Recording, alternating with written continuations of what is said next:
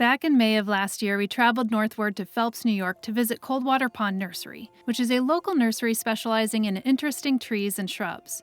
We were so impressed with Ted's selections and plant quality that we paid a visit again this year to make some more selections for our landscape. There's birds' nests everywhere in the cold frames. Oh, I'm sure. They're probably like, oh, this is great. Yeah. You just can't sell a tree that they have a nest in. No, in fact, I was just telling Ellie at lunchtime, we still haven't finished unpacking everything. Oh boy. And when we do, as we're doing it, we're going to have to rope off certain trees and leave them be. Sandra, you want to share what you're in the market for today? He wants some lilacs. Oh yeah. Oh, we got those. Anything that smells good. Yeah. When I was young, I had lilacs out the window, and when we had to move houses, that was the one thing I wanted to take with me. I was like, can I please have lilacs outside my windows? Can we take them? Because the smell during the June season when they were coming in, so beautiful. There's nothing like it. Yeah, it really is. It's their For time sure. to bloom right now. Yeah, indeed. So you'll have to take us through some of the lilac varieties that you have, and if they grow Let's take a big or look over small here. or...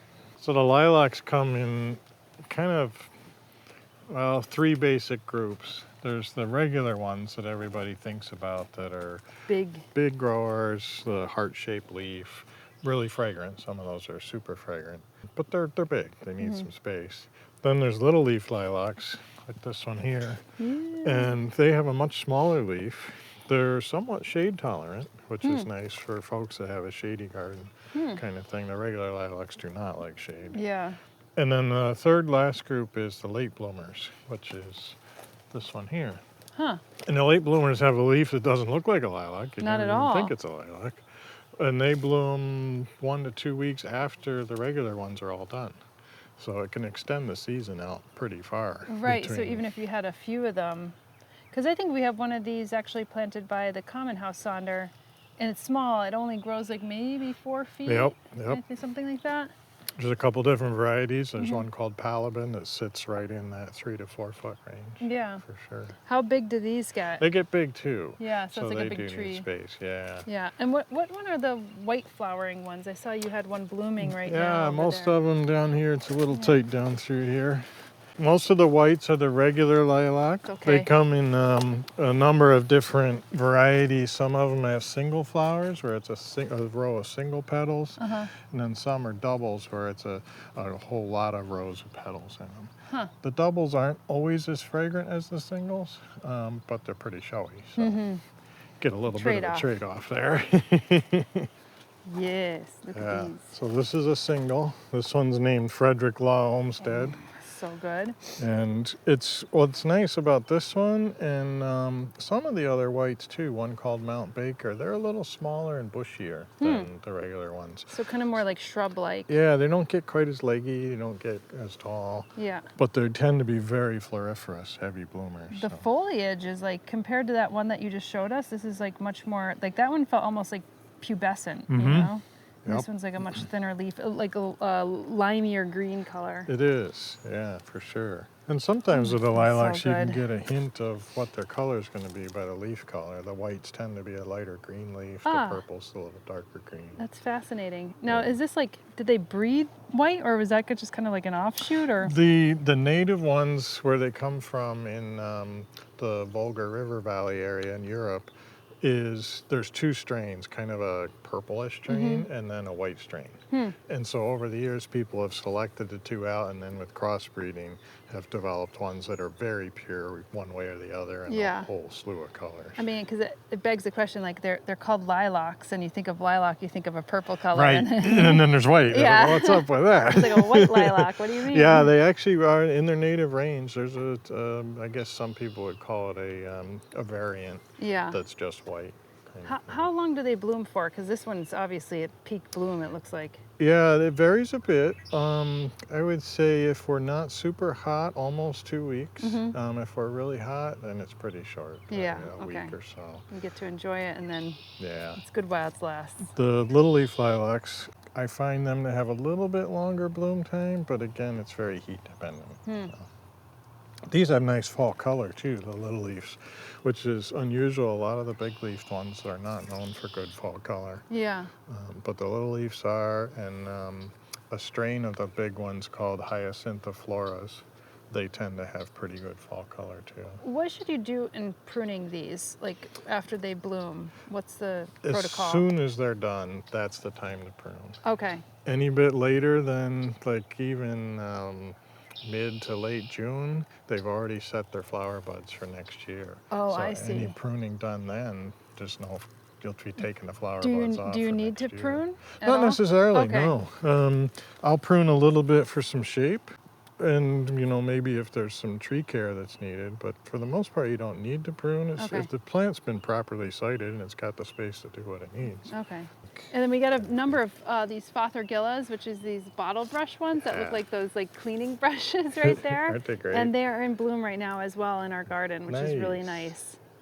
And those are some of our native plants, right? Yeah. Yep, for sure. I think we got one that was like a cultivar called Mount Airy. Yep. Yeah. That was, I think, one of Michael Durr's selections. And then that's a hydrangea quercifolia right there with the red and green. That's one of our native hydrangeas, Sonder, and that's one that we have. When the deer were able to actually get into our area, that was one of the ones that they kind of ate back. They love them. They go for I them know, first. it's crazy. Because they almost like won't touch some of the other hydrangeas that aren't native, but they actually ate that one. And I was like so bummed because I don't think you're supposed to prune them so low.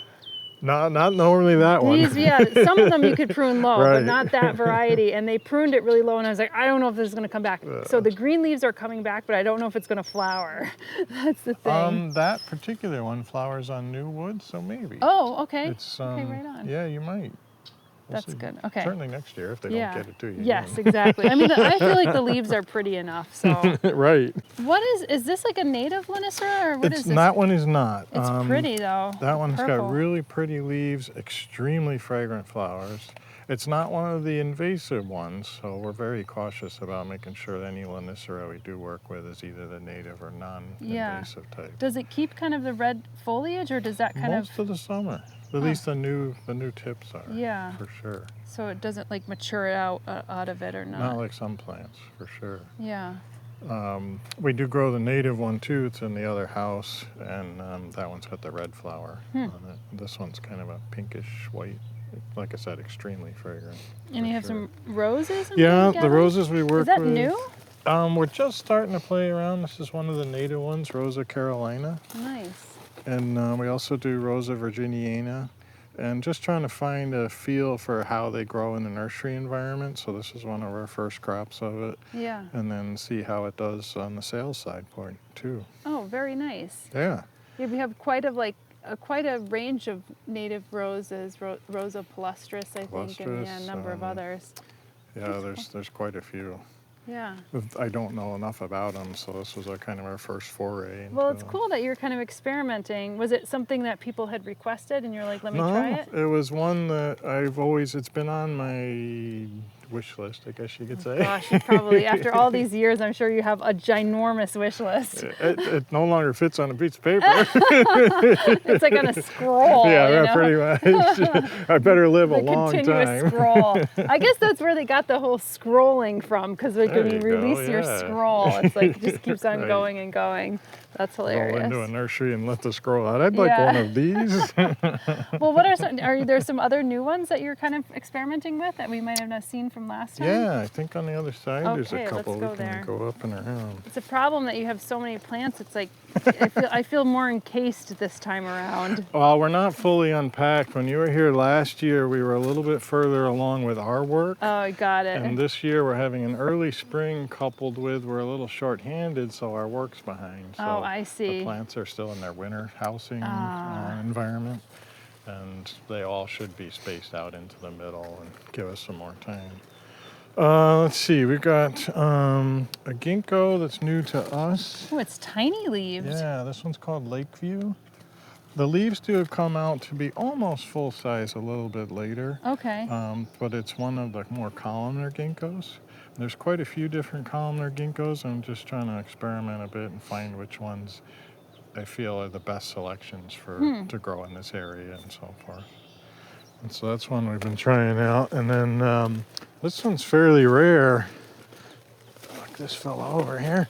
This is Lonicera. Oh, is that Kinsley's Kinsley's Ghost, That's yeah. the one, hey, that's one that we just planted on our trellising gazebo. Yeah, it's just the foliage color later in the season is just so sweet. It reminds really me of a love it. eucalyptus. It does. Yeah, that kind of color, and then it gets that little yellow flower, right? Yep. I saw it once on a garden tour, and I didn't know what it was, and it was covered in pollinators. Wow. So I was like, whoa, whenever I see like pollinators going crazy for something, I'm like, that goes on my scroll list, you know? Yeah, for sure. Yeah, and it seems like we have to kind of train it to grab onto things. It doesn't grab as readily, although it grabbed onto my shade cloth the other day, or my deer fence the other day, so I had to pull it off of that. But when we're just trying to stake them up, we definitely have to tie them. They won't wrap up the stake like some of the others. It's not like an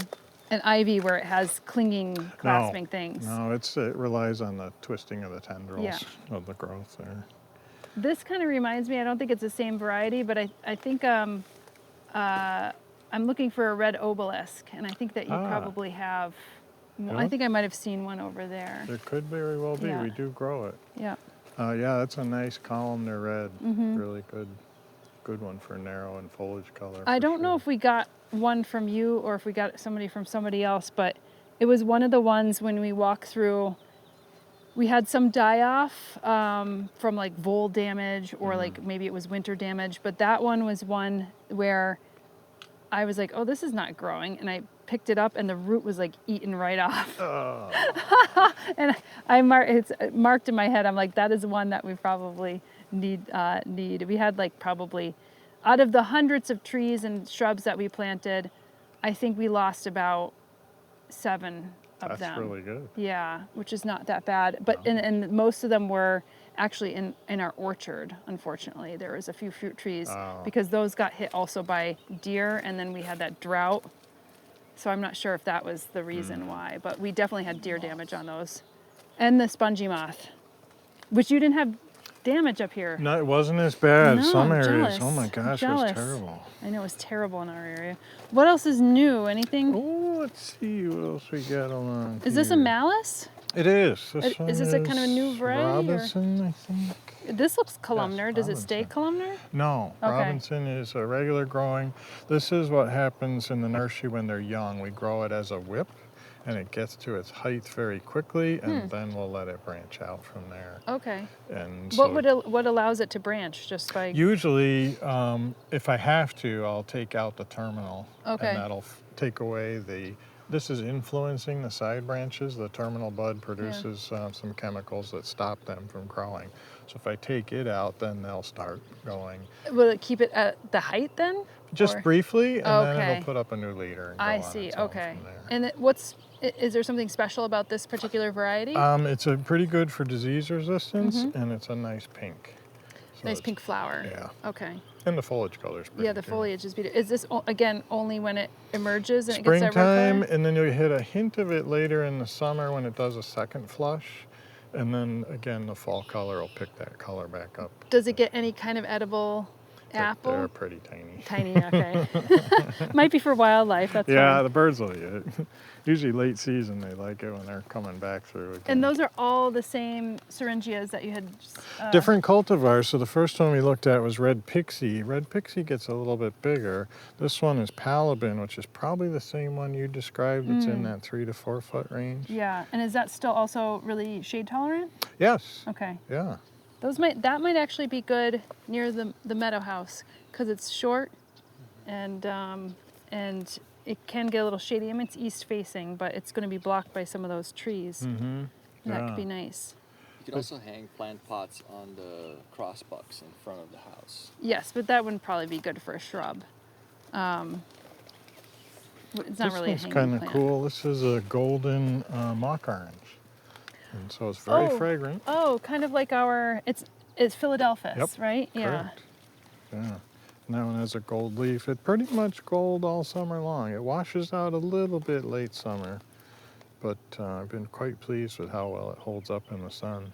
Yeah, I mean, this is really great, especially if you have like dark foliage and all of a sudden you want a little pop. Little pop, Yeah. And this is more of like a full sun plant? Or? I recommend it Yeah. in full sun, or at least to get you the gold color, at least half a day of sun. If I could do morning sun, afternoon shade, that would be a nice balance where it probably wouldn't wash out later in the season, Right. but still keep the gold color in the summer. What's that goldish one in the back? That's one of the deciduous azaleas. Uh-huh. And I can't remember which one that is. No, I'm sorry. That's a clethra. Oh, that's a Summer clethra, thing. like clethra alnifolia. Yeah, this one's, I think, a cuminata or Barber nervous. Oh. So that is the, I can't remember the common name, cinnamon bark clethra maybe? Ooh, that's cool. Or Japanese, might be Japanese clethra. Oh. I think acuminata is the cinnamon bark. Yeah, that's nice. This one gets maybe. big, much bigger than the alnifolias. Okay. Almost tree-like, but certainly a very large bush. And does it get very similar flowers? Very like similar, those? yep. And they do have a fragrance, although not quite as strong as alnifolia. Huh. And the flowers, the truss of flowers is a little bit bigger than the alnifolias. Okay. The overall stature of the whole plant's quite a bit Yeah, bigger. I'm keeping a tab on my. Okay, this is some type of vine. What is this? Is this That's a clematis. clematis? Or Okay, clematis. Clematis. Yeah. What do you say, clematis or Well, I was saying clematis at first, That's and then how I I switched tend to over say to it. clematis. Yeah. I switched over because I heard more people saying clematis, and Yeah. I was like, I always said clematis. I don't know. It's potato. I know. So, and there's so many different varieties Oh my of this. gosh. It's I like mean, a million of them. What color does this This get? one is a large white flower with a almost magenta center. Huh. It's not a rebloomer, so it does one shot in about another 2 weeks. Miss Bateman. Miss Bateman. Yeah. And sometimes if it gets a pruning, it'll rebloom in September. It's not always. If I don't prune them, they almost never rebloom for me. Okay. But if I give them a little pruning like midsummer, then I'll get a rebloom in September on time frame for them. I think we have some of this in our landscape. What is this? Spirea. Okay, so it's a type of meadow sweet type Yep. of thing. A Japanese spirea. This one is. Yeah. Okay, yeah, because I think we have some of this by the meadow house too. I noticed it kind of growing up. It's always Yeah. like a discovery process of when you find something new and Oh, you're like, I don't know. yeah. How did that get there, you know? We had a customer here early this week. They just bought a new house in the fall, but Yeah. they didn't. It was right at dormant time, kind of, for the plants. And they're like, it's like every day there's something new we didn't know we had. Bulbs and all kinds I of know, stuff. it's really a discovery. Now, Yeah. this is also all the syringia? Yeah, so this is another one of the little leaves. This Oh, one's boy. called George Eastman, named after George Eastman from Kodak fame there. Now this looks like it's going to be a late bloomer. It's a little bit later than, of all the little leaves we looked at, it's Uh-huh. the latest blooming. It's also the darkest color for Huh. the ones I grow.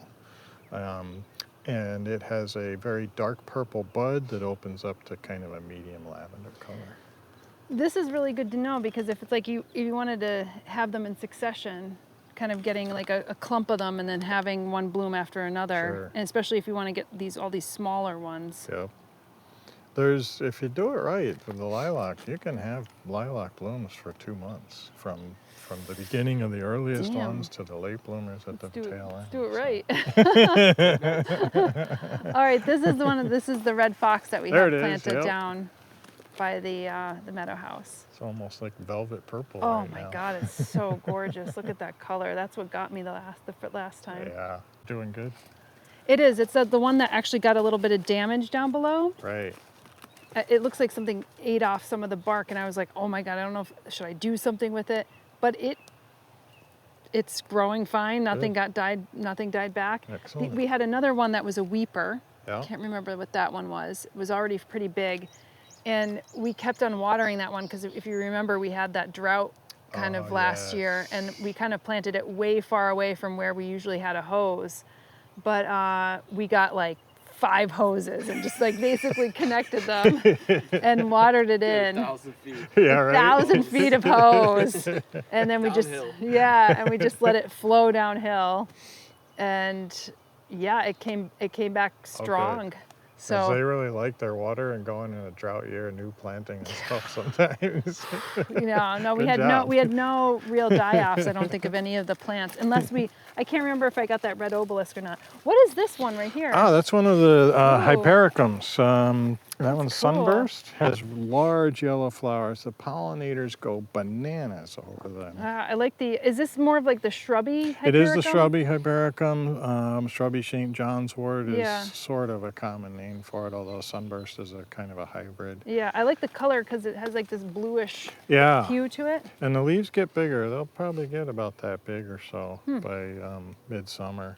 And the flowers are probably the size of those dandelions, maybe even almost a little bigger, but that really same big, kind of really color. large. Very showy. Yeah. And the bumblebees particularly just love them. Oh, good to know. Yeah, I love yeah, to know when indeed. pollinator approved plants, you know? All the hypericums that we grow, the shrub types, are real pollinator magnets. They will seed all throughout the garden, so I have to kind of watch out for that. Okay, so but- that's good to know. Yeah. You gotta be in a place where it can Yeah, spread. or and you you're can okay either with it. get at this little seedlings or just be willing to know that Yeah. you're going to have a lot in the future. We got we have 2 of these from you, and we had a couple. I think it was the spongy moth, or unless it was the deer, and then we put containerized them, and they're coming through very nicely this year, even though they got like slightly defoliated Good. during that time. So that was lucky for us that they came back strong. Yeah. It was a tough year last year between the deer, the spongy moth, and the drought. Oh boy. But things survived. Good. They want to live. We just give them the opportunity. And this is one of our native viburnums. It is. We also got this from you, Prunifolia. and it looks great. We planted this in the interstitial, and it'll get some flowers. Are any lilacs in bloom down at your way yet? So we have one of those shrubby ones, although I don't know which one we have, the small ones, and that is just starting to get little flowers on. And then our big bushy one doesn't have any flowers on yet. Okay. So I think that's a little bit of a late bloomer. Yeah. Is that some type of prunus? Is it like a sand cherry? Yep, Or? yep, it is. Sistena, Prunus sistena. Nice dark leaves on that. Yeah. Large grower. If you don't do any pruning to it, they get pretty big. Yeah, I think we have something I think we have some kind of version of this. Oh yeah, no, I think this is the same one, purple leaf sand cherry. Yeah. Yeah, very nice. And this is another type of prunus? This, or? yeah, so this is one of my favorites. It's called Holly Jolivet. It's one of the hybrid prunus. It's tiny leaves. Very tiny. They don't get much bigger than that. Extremely heavy bloomer, very dependable. Every year it blooms. Can be grown as a tree form or as a bush form. If you just let it do its thing, it mostly wants to be a large bush. But I do occasionally grow them up in a tree form and then put the head on them up top. And I think that makes a pretty attractive tree as well. Is it like I mean, it looks kind of dainty in a way, or do they It does get kind until of... they fill in. Okay. So these ones, because I'm training these in tree form, I've actually been taking some of the branches off to get them to encourage more growth up top. So it's a little more open than it would be normally at this age. And is it like a hybrid, or? Yeah, Okay. I don't know what the parents were. I suspect maybe Subhertella or maybe Autumnalis. It has a very similar leaf and flower to that It's one. very cute.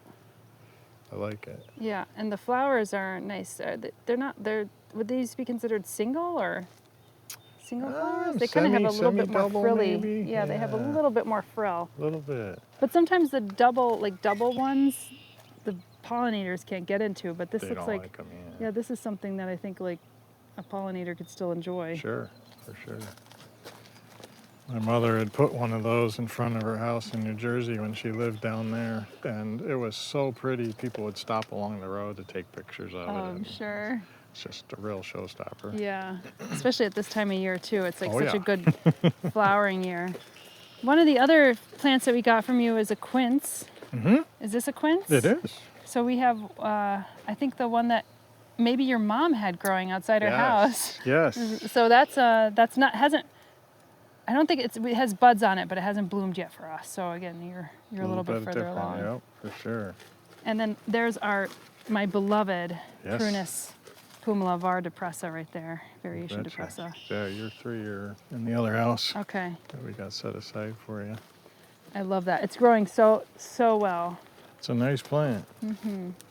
I just love the weeping larches. We got a little one set in there. Yeah, I'm not ready for a larch yet, but I want to put one back into our landscape because we had to take one out that was, it just was not getting any sun. It was behind a much bigger tree and it was like half dead on one side. It was one of those trees that when we got on the land, we ended up having to remove that one. And I'd like to get them in because their fall color is just so divine, that deep Nice. yellow. Yeah. And I actually have this desire to plant a larch, and then I don't know if you know the herbaceous plants, Amsonias, which they have the yellow like the yellow leaves, and they turn yellow in fall, and it kind of reminds me of the same type of foliage. Oh, sure. And I have this like dream of like planting some lilacs and some of the Amsonia Hubrechtii, I think is the genus. I don't know, genus species. So viburnum. And the cranberry bush ones, that was a gold-leafed form. Wow, that's cool. It's pretty neat with the red berries on the gold leaves. It's very tiny leaved. Does it stay tiny? No, it's only just leafed out. Okay. So it doesn't get quite as full size, but it's probably 2 inches or so. And do they also get the red berries on this one? Yeah. White palm-shaped flowers and then the red berries on top of them. That's very nice too. I like that one. Yeah, Make note indeed. of that. Oh, these funky conifers. Huh? Oh, we love our dwarf conifers here, and we got all kinds of different ones. This one here tends to put cones up on the ends of its branches. Oh, that's funky. This year it didn't do too many. Last year I had a bunch of them on there. Some have I come kind of off, feel like but- there's some years where they really cone. Yeah. And then they take a break and they cone out again. Because Yep. we have a Norway spruce that like coned one year, and then the next year, last year it didn't, and now I notice the red cones starting to come up on it again. So maybe we got this one. Is this the one we got? It's erythroblastos, and it comes out bright pink. Oh yes, this is one of the ones that we got. Yeah. They fortunately leafed out just after that hot spell we had, and the heat just shuts it right down. It goes pink for about 8 hours, and it's hot. Oh, But if man. we can get cold weather when it's coming on pink, it'll last sometimes 3, 4, even 5 days. And we put a couple in the field this spring before they leafed out, and they were just like looking at those maples from here. I could see them out there in the field. This one almost looks like it has white rims on it. It does. That's Yeah. called Sensation. And It doesn't smell as redolent as no, yours. Sensation isn't really super fragrant, but it's pretty, for sure. Is this another? Another crabapple. Yeah. Forget which one that one is. Maybe It I think says Sudizam. Sudizam. So Sudizam. it's got a trademark name of I can't remember now. This one is. That is a doesn't smell more as much. columnar one. This is very pretty. Yeah, so that's that same cherry that we Yeah. looked at on the other side, but this one's a little more of a bush form on it. It was in peak bloom about last week, and it was all white.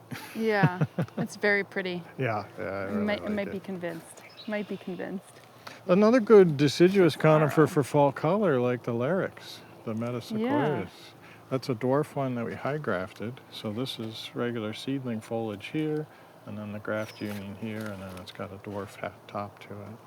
So then this will always kind of just branch out like the regular. and then- Eventually we'll take that off. Okay. So I just leave them on to build the trunk caliper up. And then you remove them. Yeah, Okay. if we totally take them off when they're young, the trunk won't change diameter, but the head keeps growing, and then it'll just flop over. I kind of feel like these obviously unfurled before these. A little bit. Yeah. Yep, they sure did. And this would have an effect then on the nutrients, then the sunlight that it's picking up. A little bit, yeah, so it starts to feed it sooner Mm-hmm. and can get things rolling along for it. And then once the top gets out, then that'll take over. I know you do some kind of you do hemlocks here too, right? A little like bit, kind of yeah. unique. Have you seen any kind of hemlock woolly adelgid here, or where you're at? It's not prevalent right here. We don't have a lot of native hemlocks in this area. We don't have the topography that they Yeah. like, the deep ravines and Yeah. stuff. But certainly down in the more towards Ithaca and stuff, it's very prevalent there. I just didn't know if you had strategies and what to deal with it, if one blew in or whatever on your nursery stock. For us, we're only growing the dwarfs, so they don't get real big. So Right. for starters, it's easy to spot it if it gets going, and then I just usually use like oil or something like that, or soap. And Got it. clean them off. And they're pretty easy to control. When it gets trouble is when they're on a big tree. And you can't get up to the you top. Can't get up. Oh, here's one of our Amelanchiers. Yeah. But is this what kind of, it's a cultivar, but... Yep. Cultivar, is that Regent by any chance? No, it's actually nothing Tyson. that I've never seen before. Yeah, that was one that was developed for its edible size, both size and uniformity of the fruit. So it was good for commercial growing of it from a fruit standpoint.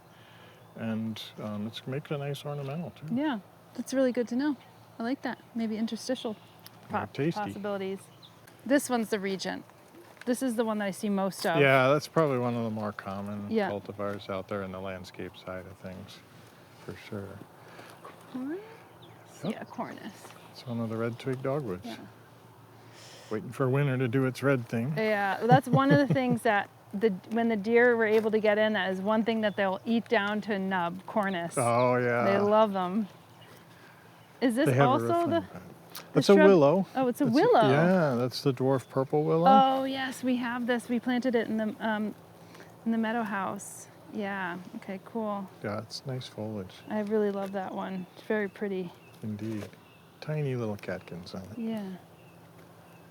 This is one of the late blooming lilacs here. This one's blooms a little bit earlier than most of the lates, probably the first of the lates to come out. But you can see the leaf is just so different than a regular lilac. Yeah. You know, I am so used to the ones that we had outside of my window, and I was on the second floor, were the bigger ones, Oh, boy. and they had the heart-shaped leaf. Yeah, Those were like the traditional ones. The second window's a perfect place to view one of those big growers. Yeah, it's true. Now this one has a kind of unique bark. It does. It's a deutzia, and a lot of the deutzias have really interesting exfoliating bark. I think actually the first plant that we got from you was a type of deutzia. It gets really white flowers. Yep. Yeah. Just broke off one. I nailed one on the other side too. This time of year it happens. Just came right off. This is a plant that I was really on the fence with, but it looks so cool and it's in mass. When it's in bloom and there's a bunch of it. Yeah. Carya japonica. It just has a weird wiry form. It does. They're, I think, best to left to their own devices. I see particularly the planifloras, a lot of people will try to shear them and make them into balls, and they're never happy. It's almost like how the forsythias are never happy sheared kind of thing. Right.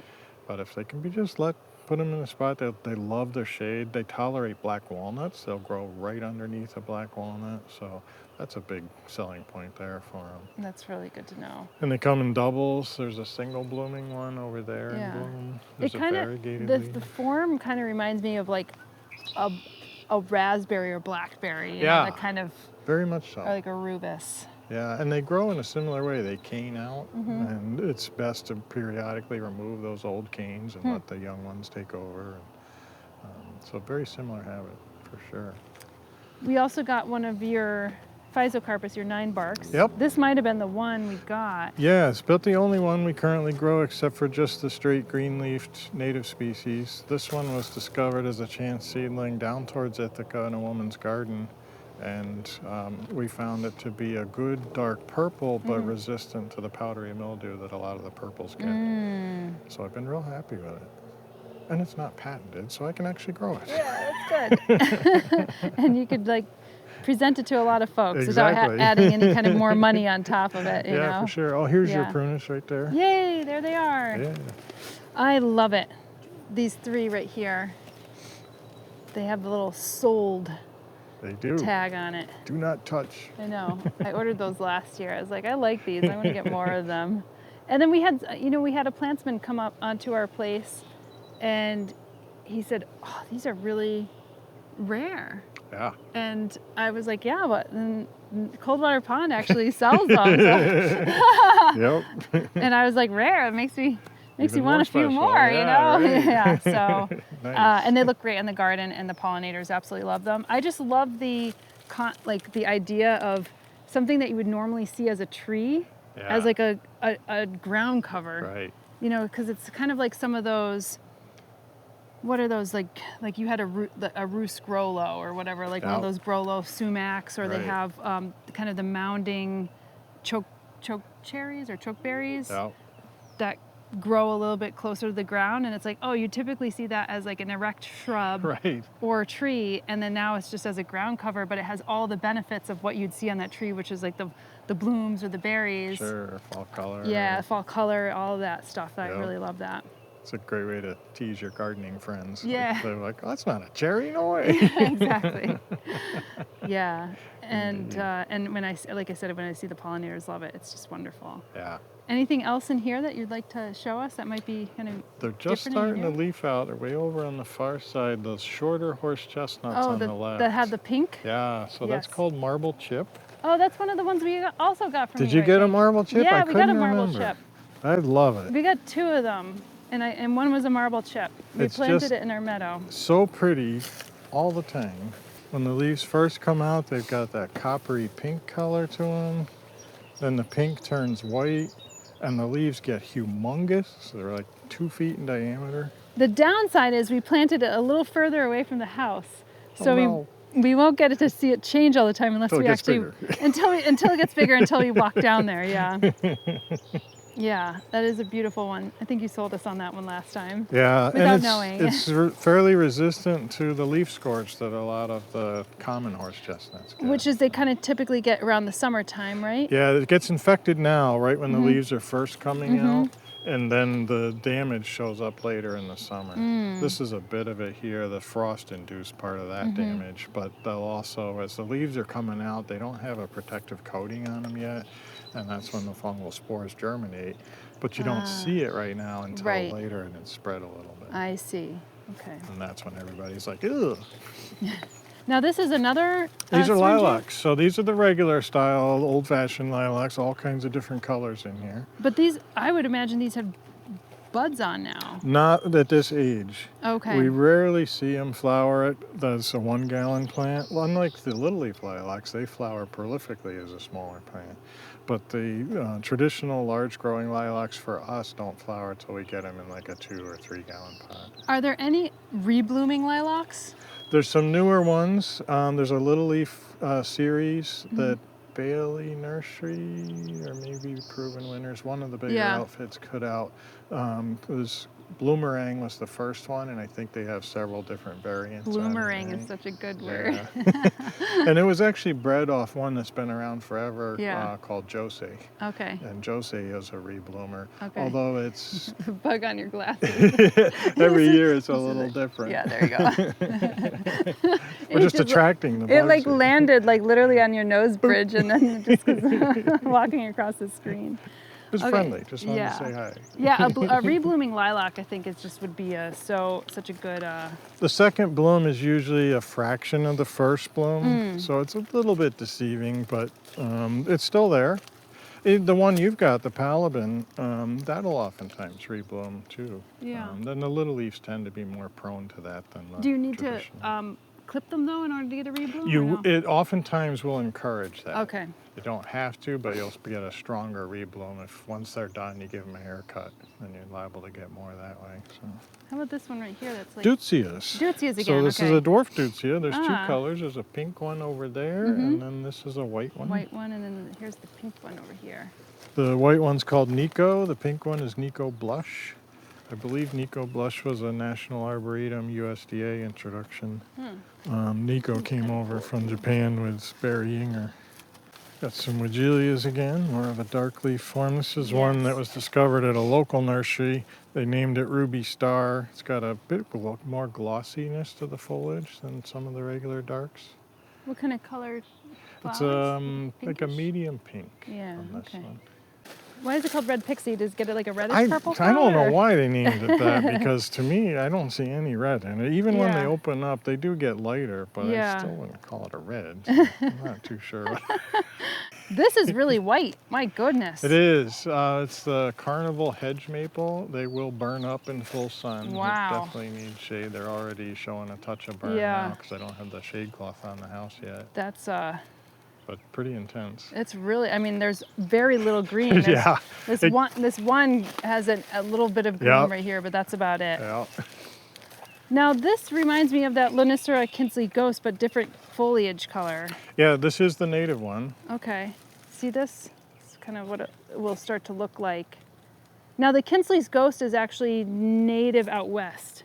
Or not, it's not it's a cultivar, but that one is native to the west of the United States. I don't know its background. Yeah. I know it was bred out there. I think in Nebraska. It was a university professor there. I looked it up recently because I was like, is this like some kind of Asian version of this or whatever? But that species is actually native to the western part of the United States, and I don't know where it was cultivated or bred in. But Yeah. I like them. They look like little lips. They do. It kind of reminds me of the, such a bad term for it, but there's a plant that's the psychotra, Okay. and they're called hooker's lips because they get really bright red here, and they have a little yellow flower on the inside. I can see that. Yeah. One of those common names. It's like, Yeah. oh boy. Well, I think this is already a good overview of what you have. I think the next step for us is to figure out like which ones Sure. we'll want to take home. So Do a little shopping. yeah.